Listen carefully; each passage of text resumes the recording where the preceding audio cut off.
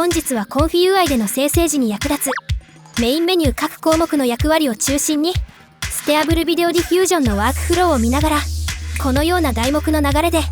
コンフィ UI での生成に関する基本的な使い方を一緒に見ていきましょうね。コンフィ UI でのステアブルビデオディフュージョンのワークフローの導入やカスタムノードを追加するためのコンフィ UI マネージャーの導入に関してはこちらの動画を参考にしてみてくださいね。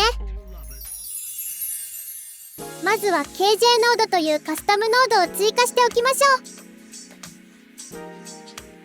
今回紹介するような小規模のフローではあまり必要ないですが、構成が複雑化したワークフローでは結構必須級の機能が入っています。インストールカスタムノーズから KJ と検索してみてくださいね。準備ができたら早速使ってみましょう。この KJ ノードの中にはたくさんのノードが入っているのですが、このセットゲットが非常に便利なのでぜひ使っていきましょうね。まずノード外での右クリックメニューからアドノードをクリック、そのまま KJ ノードをクリック、その中にセットとゲットというノードがあるのでセットとゲットをクリックして呼び出しましょう。もしくは各ノード上で右クリックして出てきたメニュー上部にあるアドゲットノード、アドセットノードをクリックしても呼び出せますし、何もないところをダブルクリックしてクイックサーチからも呼び出せます。最初は覚えきれなさそうに感じるけど、その時々でいろいろな選択肢が用意されているということなので使い分けできて便利に感じてきますよ。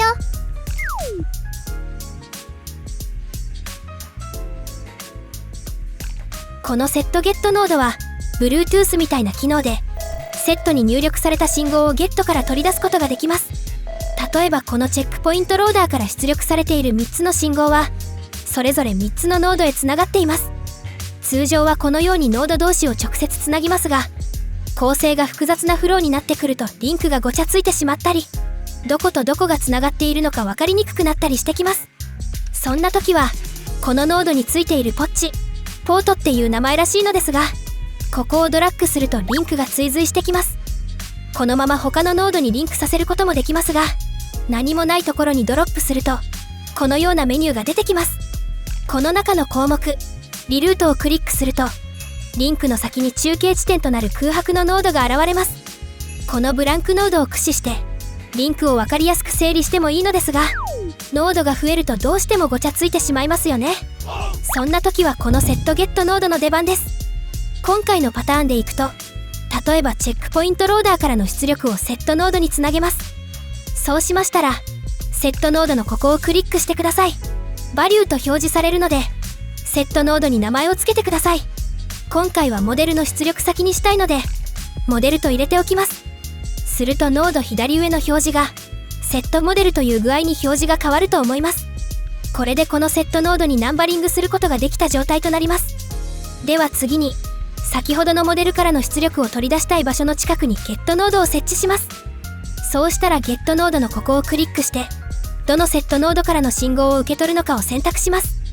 先ほど設定したモデルというセットノードからの信号をゲットしたいのでモデルという名称を選択します。大文字と小文字は区別されるようですよ。そうしましたらゲットノードから取り出したチェックポイントローダーからのコンポーネントモデルという出力を VLCG というノードにつなげてみましょう。通常のつなげ方とこのセットゲットノードを介したつなげ方、どちらのリンクも伝わり方は一緒となります。それからもちろんゲットノードを複数設置して同一の信号を各所から取り出すこともできるため、使い方次第で複雑なワークフローを分かりやすくきれいに整えることができます。例えば共通のノードからの出力を複数のフローへ送ったりするのにとても便利ですよ。その場合グループ上に配置したノード群ごとにオンとオフを切り替えて使いましょう。グループ上で右クリックしてセットグループノーズトゥーネバーでそのグループをオフ、セットグループノーズトゥーオールウェイズでオフのグループをアクティブにします。では次に Q プロンプトでの画像や動画の生成について見ていきましょう。このコンフィ UI のメインメニューから画像を生成することになります。ではまずここの Q プロンプトをクリックすると一つの生成が開始されます。すぐにもう一度クリックすると押した数だけ上部のキューサイズが増えていきます。要は生成の順番待ちが何個ありますよっていう数値ですね。ではここにあるビューキューを展開してみましょう。ランニングとペンディングという表示欄があります。ランニングは現在生成中のキューを意味し、ペンディング側に並んでいるものは申請中で順番待ちのキューとなります。それぞれキャンセルボタンをクリックするとそのキューはキャンセルできます。ロードはその順番待ちのキューを生成開始するのだと思います。下部にあるクリアキューで順番待ちのキューを一括削除できます。リフレッシュは更新ですね。次にビューヒストリーについて見てみましょう。ビューヒストリーをクリックするとコンフィ UI の起動から現在までの生成履歴が表示されます。ここでロードボタンをクリックするとそのフローで再生成されます。サムネとか表示されてればどれがお目当ての履歴なのか分かりやすいんですけどね。次に Q フロントについて見ていきましょう。Q フロントをクリックすると現在のワークフローを最前列に割り込ませて生成を開始します。例えばいろいろ生成待ちさせている状態でとてもいいフローができたのですぐに試してみたいとなった場合、一旦申請したフローを削除することなくすぐに生成を始められます。イメージトゥービデオで言うなら大量に画像を放り込んで放置している時に急遽指定された画像を生成しなければならない、そんな AI 術師さんには必須の項目となっております。それから Q プロンプトの下部にあるエクストラオプションズにチェックするとバッチカウントを指定できます。ここで指示した数値はそのワークフローから画像を何枚生成するかという値となり、3と指定した場合最前列のフローを3枚生成します。それからその下にオート Q というものがあります。これがオートマチック1111でいうところのジェネレートフォーエバーにあたり、チェックを入れて Q プロンプトをクリックすると自動キューイングを開始します。例えばワークフローを変更しながらリアルタイムに生成結果を見たい場合などに便利です。ではステアブルビデオディフュージョンを使用していると大量の画像を一気に処理させたいなという場面が多々あるかと思います。それから我々が普段よく使っているイメージトゥービデオでの生成では画像をドロップして動画を生成するのですが、ドロップした分だけ Q を順番待ちさせられるので、たくさん動画化したい画像がある方は活用しましょう。我々は普段バッチカウントを3にして大量の画像をぶち込みまくって放置していたりします。参照画像1枚につき3回くらい動画生成すれば使えそうなものがそこそこ手に入る気がします。ダメな時は全然いい動画ができませんが、その時々の放置時間や必要性に応じて枚数は調整してくださいね。ではその他の項目も見ていきましょうか。セーブは現在のワークフローを JSON ファイルでダウンロードしてくれます。ちなみにコンフィ UI で生成した画像にもワークフローが埋め込まれているので、修正などで消えていなければ画像を放り込んでみるとその画像の生成時に組んだワークフローが構築されます。組んだフローを見られたくない場合はメタデータを消してくださいね。ロードは保存されたワークフローを読み込んで再構築します。このロードボタンから呼び出してもいいですし、ファイルをコンフィ UI の画面に直接ドロップしても読み込めます。リフレッシュはサーバーからノードやパラメータをリロードできます。ワークフローでエラーなどが発生した場合にどうぞ。クリップスペース、この機能はワークフローの空白または未使用のスペースを削除するためのものということです。クリアをクリックすると現在のワークフローを全て削除できます。わけわからなくなったら一旦全てを無に返すのも手ですよね。ロードデフォルトをクリックするとコンフィ UI のデフォルトワークフローを呼び出せます。はじめはシンプルなこのデフォルトのフローから練習していくと良いかもしれません。この辺りを押さえておけばある程度効率のいい生成ライフを過ごせるのではないかなと思います。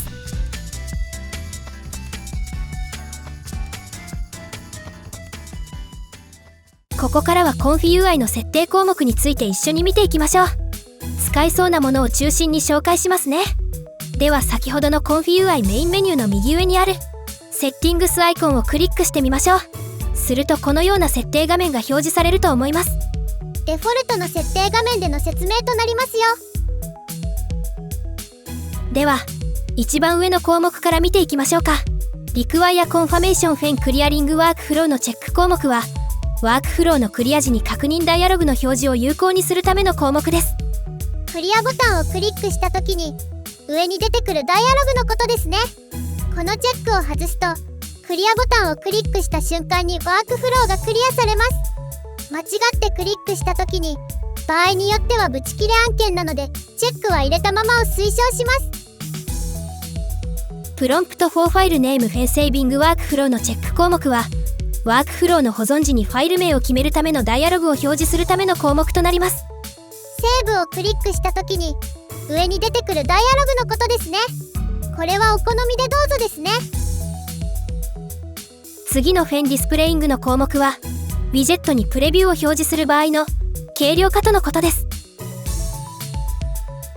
次のディセイボースライダースはノードのスライダーを無効にするためのチェックとなります。次の2項目については上の項目が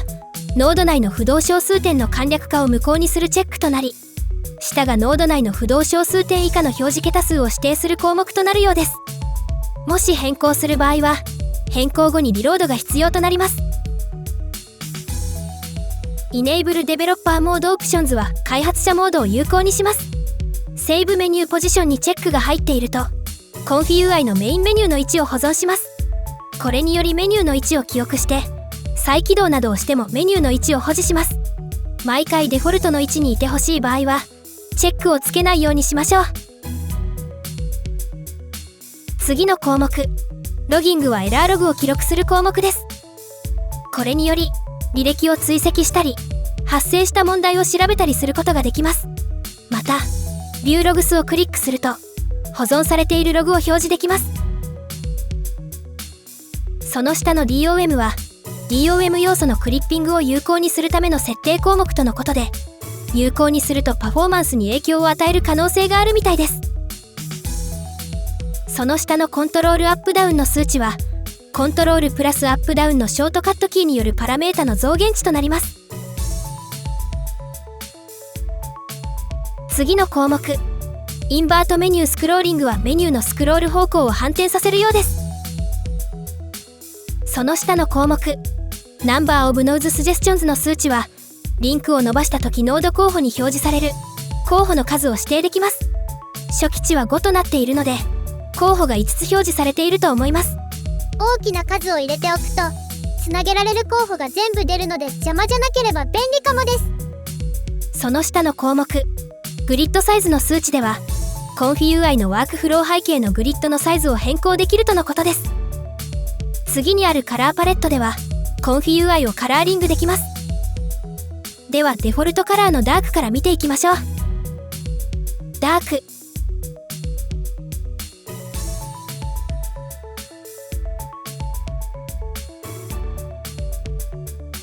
ライトこちらは白背景となり人によってはこちらの方が見やすく感じると思います。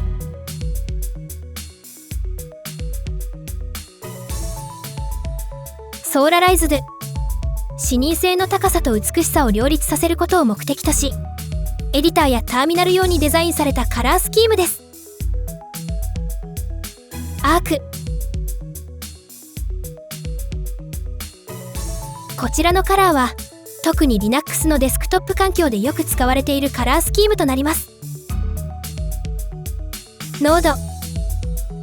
コーディング環境や開発ツール向けにデザインされたカラーとなりその洗練されたデザインと使いやすさから多くのデベロッパーやデザイナーに選ばれています。GitHub のカラーテーマは明確なコードの視認性と洗練されたデザインを提供することで長時間の開発作業も快適に行えるように設計されています。これら6種類のカラーリングから選択できます。最後の項目リンクレンダーモードではリンクの表示方法を選択できます。デフォルトのスプラインではリンクが曲線として表示されていると思います。これをストレートにしてみましょう。するとこのようにリンクがきっちりした感じに整列してくれます。こっちの方が好きって人もいそうですね。ただこちらの場合リンクが重なって見づらくなりやすいかもしれませんね。では次にリニアを見てみましょう。こちらは斜めにそして直線的にリンクが引っ張られる感じですかね。これはこれで見やすいのかもしれませんね。では最後はヒドゥンです。これはもはやリンクを見せないってやつですね。完璧に隠してしまいましょう。ここまではデフォルトの設定項目となるのですが、冒頭におすすめノードとして導入の説明をした KJ ノードをインストールしていると、さらに3つの設定項目が追加されます。これは便利なので全部チェックをつけちゃいましょうね。まず最初に Make Set Get Nodes デフォルトの項目から見ていきましょう。こちらにチェックをつけると、リンクを引いた時のノード候補にデフォルトで最上段に Set Get ノードが表示されるようになります。出力側を引っ張ればセットが、入力側を引っ張ればゲットが候補に上がりますね。次、ミドルクリックにチェックをつけると、マウスホイールをポチクリするだけでセットゲットノードを設置できちゃいます。これがバチクソ便利です。使い方は各ポート上でマウスホイールをポチクリしてください。出力側ではセットが、入力側ではゲットがワンクリックで設置されます。そして最後の項目、オートマチコリーセットノードカラーズにチェックがついていると、セットゲットノードを設置した時に自動で勝手に色をつけてくれます。多分ポートの色と同じ色になるっぽいですね。ゲット側の色はセットノードとリンクさせた段階でセットノードと同じ色になるようです。このセットゲットノードを使う上でのポイントはズバリ色分けだと思うので、これは地味に便利です。ではセーブイメージ等のノードで生成画像を書き出す時のファイル名を変更してみましょう。今回はビデオコンバインというノードを使用しているので、こちらを使います。ファイルネームプリフェックスの欄で出力されるファイルネームの頭文字を指定することができます。例えば SVD と記述すれば、ファイルネームが SVD から始まる連番となります。こんな感じの連番ですね。このファイルは ConfigUI インストールフォルダ内のアウトプットフォルダに出力されます。同フォルダに同一ファイル名が作られないように連番となるのですが、例えば生成した動画や画像を別のフォルダへ移したりする場合、その後生成したファイル名が移したファイルと同じファイル名になってしまうということがあります。その同名ファイルを例えば先ほど移動させたフォルダに持っていくと上書きしますかってことになりますよね。ちょっとこれは地味にめんどくさいので、ファイル名に日付を入れましょう。1日の間に何回も移動させたり出し入れする人は時間まで入れた方がいいかもです。ファイル名に日付や時間を入れるには、ファイルネームプリフェックスの入力欄にこのように記述しましょう。日付や時間にあたる記述部分はパーセントで囲まれた記述部分となります。頭に指定文字をつけたい場合は、例えばこのように記述してください。で、最後に連番が自動でつきます。もしくは秒まで入れておけば、ファイル名が重複することはなかなかないと思います。収穫物は別フォルダで管理しているって方は、上書きしちゃうリスクは減らしておいた方がいいですよ。私は最初盛大にやらかしました。では最後に、ノードを組むときに押さえておくと便利な小技的なものを紹介しますね。まずはノードの選択について、ノードをクリックすると、そのノードを選択できますね。では複数選択したい場合は、どうすればいいかというと、コントロールを押した状態で、ドラッグ範囲で選択してください。このように囲いが触れた範囲にあるノードがすべて選択状態になります。この選択された複数のノードを移動させたい場合、このままドラッグしようとしても、クリックしたノードしか動きません。複数の選択された状態のノードを移動させたい場合は、シフトを押した状態で、選択状態のどれかのノードをドラッグしてください。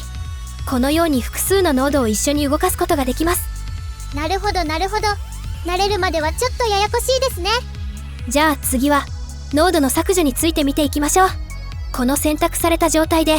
バックスペースキー、もしくはデリートキーを押すとそのノードを削除できます。右クリックからリムーブでも同様に削除できます。では、ノードをコピーしたい場合について見ていきましょう。オルトを押した状態でノードをドラッグすると、このようにコピーしながら移動できます。クリックするだけでも、その場にコピーされます。複数選択状態でのオルトを押しながらのコピーショートカットは試した感じだと機能しないようです。複数のノードをコピーしたい場合はコントロールドラッグで複数選択したら右クリックからクローンを選んでください。選択されたノードすべてがその場にコピーされます。コピーされたノードは選択状態にあるのでそのままシフトドラッグでまとめて移動もできますよ。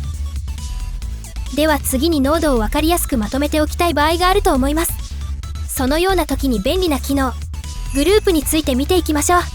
右クリックメニューからアドグループをクリックするとこのようなシートが現れます。これがグループノードでありこのグループノード上に触れている全てのノードを一緒に移動することができます。なのでこのグループノード上にノードを集めてくださいね。もしくはまとめたいノード群を全て選択した状態でノード外で右クリックアドグループ4セレクテッドノーズをクリックすれば選択されたノードをグループノード上にまとめてくれます。ちなみにグループノード上でフィットグループをクリックするとノードとグループの隙間的な部分を自動で狭めてフィットしてくれます。またエディットグループではタイトルからこのようにグループノードのタイトルを自分の分かりやすいようにつけたりカラーからグループノードの色を分かりやすい色に変更したりリムーブでグループノードのみを削除したりすることができます。各ノードのまとまりをグループノードでさらに便利に分かりやすくまとめておけるのですね。では最後にノード群をテンプレート化する方法を紹介して終わりますね。ワークフローの保存ではそのワークフロー全体の保存読み込みとなりますが例えば小規模なノード群のテンプレートを作っておいて適宜そのテンプレートを組み合わせて効率的にノードを構成したいと思いますよね。安心してください。コンフィ UI にはテンプレート化の機能もちゃんと備わっています。やり方は簡単でテンプレート化したいノード群を全て選択します。その状態でノード外で右クリック Save Selected as Template をクリックするとテンプレート名を決めて保存できます。呼び出すときは右クリックメニューのノードテンプレイツからいつでも呼び出せます。今回はコンフィ UI での基本的な操作方法分かりやすいワークフローにするためのカスタムノード作業を効率的に行えるようになるためのテクニックや設定をお送りしました。今年も1年お疲れ様でした。来年も皆さんと一緒に生成 AI を楽しみたいと思いますので頑張って面白い動画を作れるように努力していきますね。それでは良いお年を。カレーそばをこの前初めて食べたんだけどバチクソ美味でした。良いお年を。